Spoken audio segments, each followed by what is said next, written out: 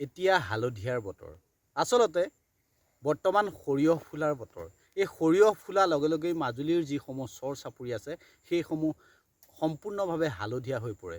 হালধীয়া ফুলেৰে মুখৰিত হৈ পৰে এই পৰিৱেশ। আচলতে এক মনোমোহা পৰিৱেশ। মই বৰ্তমান উপস্থিত আছোঁ জেংৰাই বালিচাপৰিৰ এক চৰাঞ্চলত, যি স্থানত কেৱল মাত্ৰ হালধীয়া ফুলেৰে সুমিষ্ট এক পৰিৱেশ দেখা পোৱা যায়। আমি সমগ্ৰ পৰিৱেশ দেখুৱাইছোঁ। আচলতে হালধীয়া আস্বাদনেৰে এনেধৰণে আচলতে সমগ্ৰ চৰ চাপৰিটো হালধীয়া হৈ পৰা পৰিলক্ষিত হৈছে।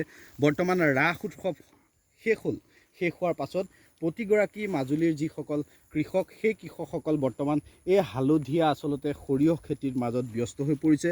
কাৰণ যিসমূহ মাজুলীৰ প্ৰায় 35টা চৰ চাপৰি আছে, এই চৰ চাপৰিসমূহত আচলতে কোনো ধান খেতি নহয়, শালি লাহি ধানৰ খেতি নহয়।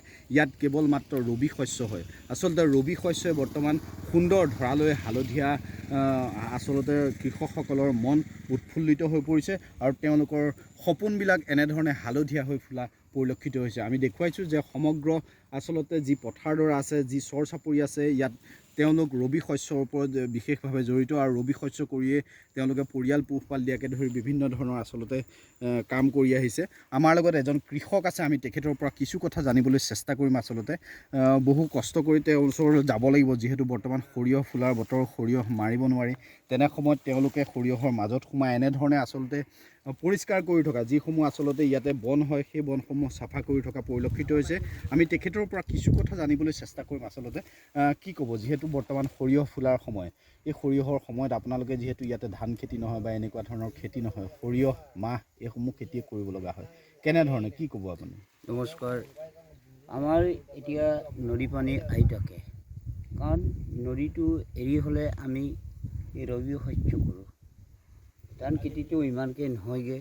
এইকাৰণে বাৰু আমাৰ মাহ, সৰিয়হ এইবিলাক কৰোঁ আৰু আপোনাৰ কিমান আচলতে সৰিয়হ আপুনি কিমান সৰিয়হ কৰে? আমি কৰিছোঁ দুপুৰা এডভান্স কৰিছোঁ, দুপুৰা কৰিছোঁ ৰবি শস্য। আচলতে আপোনাৰ ঘৰত সকলো পৰিয়াল পোহপালনৰ বাবে ৰবি শস্য একমাত্ৰ? ৰবি শস্য, ধান খেতিও আছে বাৰু, ভিতৰ চাইডে আছে। হয়, এই নদীপৰীয়া এইসমূহত ৰবি শস্যই হয়, ধান নহয়? ইয়াত ধানটো কম হয়, কাৰণ ভিতৰ পালে মানে আমাৰ বাও খেতিটো হয়। ইয়াত আও খেতি আগতীয়াকৈ কৰিলে হয়। আচলতে কিমান মানুহে ইয়াতে এনেকুৱা ধৰণৰ ৰবি শস্য কৰিছে, সৰিয়হ, মাহ এনেকুৱা ধৰণৰ খেতি কিমান মান? মানুহ কৰিছে। মানুহ কিমানখন গাঁও আছে আপোনালোকৰ ওচৰত? আমাৰ চকেল 7কেল গাঁও আছে। 6খন-7খন। আচ্ছা, গাঁওকেইখনৰ যিবিলাক মানুহ এই পথাৰখনৰ লগত, এই চাপৰিটোৰ লগত জড়িত, তেওঁলোকৰ গাঁওবিলাকৰ নামবিলাক কি? এই চাপৰিখনৰ গাঁওবিলাক নাম তামাৰ গাঁও, বালিচাপৰি, জমচুক, ডাম্বুকিয়াল, কলীয়া গাঁও, লাৱণ গাঁও, তেনেকৈ এইসমূহে গাঁও আছে। এতিয়া এই সৰিয়হৰ মাজত যে আপুনি সোমাই আছে, আচলতে কি কৰি আছিলে ইয়াতে? মই অলপ বন গুচাই আছিলোঁ বাৰু। বনকেইটা কিবা এৰি হ'লে অলপ গুচাওঁ মই। আচলতে আমি দেখুৱাইছোঁ সমগ্ৰ পৰিৱেশ আচলতে এনেধৰণে হালধীয়া সোণালী বৰণৰ হৈ পৰিছে সমগ্ৰ মাজুলীৰ। আচলতে 35টাকৈ যিসমূহ চৰ চাপৰি আছে, বনৰীয়া চাপৰি হওক, লাচুন চাপৰি হওক, আচলতে জাবৰ চুক হওক, টাকাৰ চুক হওক, হালধিবাৰী হওক, এইসমূহ অঞ্চলৰ যিসমূহ আচলতে কৃষক আছে, এই কৃষকসকলৰ বৰ্তমান চকুত আচলতে হালধীয়া ফুল ফুলা পৰিলক্ষিত হৈছে। হালধীয়া ফুল মানে সৰিয়হ। এই সৰিয়হ ফুলা বতৰত আচলতে তেওঁলোকৰ সপোনবিলাক এনেধৰণে বাস্তৱায়িত হ'ব। তেওঁলোক বৰ্তমান এনেধৰণে আচলতে কৃষি পথাৰত ব্যস্ত, ৰবি শস্যৰ পথাৰত ব্যস্ত। যি সময় আচলতে যিহেতু সময় আছে, এই সময়বিলাকত পৰ্যটকৰ আগমন হয় মাজুলীলৈ, আৰু তাৰো অন্য এক কাৰণ হ'ল এই সৰিয়হ ফুলাৰ বতৰ। এই সৰিয়হ ফুলাৰ বতৰত এই যিসমূহ আচলতে চৰ চাপৰি আছে, এই চৰ চাপৰিসমূহলৈ বিভিন্ন ধৰণৰ পৰ্যটক আহে।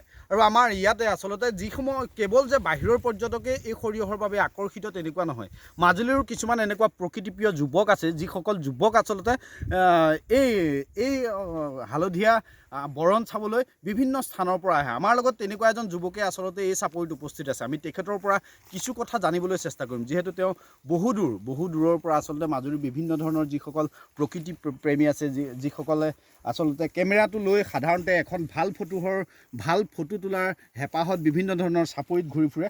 আমাৰ লগত তেনেকুৱা এজন যুৱক আছে। আমি তেখেতৰ পৰা কিছু কথা জানিবলৈ চেষ্টা কৰিম, যিহেতু আপুনি বহু দূৰৰ পৰা ইয়ালৈকে আহিছে, পৰ্যটকো এই সময়ত আহে, কি ক'ব আপুনি? মাজুলী এতিয়া ধৰক আপোনাৰ ৰাস উৎসৱৰ পাছত এতিয়া মাজুলী সকলো চৰ চাপৰি অকল হালধিয়াই আপুনি দেখিবলৈ পাব, সম্পূৰ্ণ য'তে যায়। আৰু এতিয়া বৰ্তমান দেখিছে আপোনালোকেও সকলোখিনি। এতিয়া বৰ্তমান পৰ্যটকো আহে, এই সময়ত পৰ্যটকো আহে। কিমান দূৰৰ পৰা আহিছে এই আচলতে ফটো এখনৰ কাৰণে? মই 30 কিলোমিটাৰ দূৰৰ পৰা আহিছোঁ, 2 কপিমান ফটো তুলিম বুলি মোৰ সতীৰ্থ এজনৰ সৈতে আহি ইয়াত থাকিলোঁ। তেতিয়াতে আপোনালোকক দেখিলোঁ, আপোনালোকেও মাতিলে ৰ'বৰ কাৰণে। ভালেই হৈছে দিয়ক। মাজুলী মানে পৰ্যটক ক্ষেত্ৰত ইমান আগৰ লেখীয়া ইমান এইবাৰ ক'ভিডৰ কাৰণে মানুহখিনিতো অহা নাই ধৰক, আৰু প্ৰতি বছৰে আহে মাজুলী, কমলাবাৰী, গড়মূৰ এইখিনিলৈ আহে ধৰক। এই আমাৰ যিখিনি ধৰক জেঙাই চাপৰি অঞ্চল যিখিনি, এই চাপৰি অঞ্চলখিনিলৈ মানুহখিনি খুব কম অহা দেখা পোৱা যায়, কাৰণ তেওঁলোকে এই কথাটো গম নাপায় ধৰক কিছুমান, বা কিছু সংখ্যক লোকে গমো পায় ইয়াত ধৰক সৰিয়হ খেতি যিখিনি হালধীয়া হৈ থাকে সম্পূৰ্ণ, সেয়াই আৰু। হয়, আচলতে সঁচা অৰ্থত ক'বলৈ গ'লে এপ্ৰিলৰ পৰা প্ৰায় জানুৱাৰী মাহৰ পৰা এপ্ৰিল মাহ বা অক্টোবৰ, নৱেম্বৰ, ডিচেম্বৰ, জানুৱাৰী, ফেব্ৰুৱাৰী এই সময়ছোৱাত আচলতে পৰ্যটকৰ আগমন হয়, আৰু পৰ্যটকসকলে এই হালধীয়া বৰণৰ বাবে এই চাপৰিসমূহত ভিৰ কৰে, যাৰ বাবে কেৱল মাত্ৰ মাজুলীৰে নহয়, বিভিন্ন স্থানৰ, অসমৰ বিভিন্ন স্থানৰ ব্যক্তি এই স্থানসমূহলৈ আহে আৰু সৰিয়হৰ ফুলাৰ বতৰত এই সৰিয়হৰ সোণোৱালী ৰং তেওঁলোকে উপভোগ কৰে।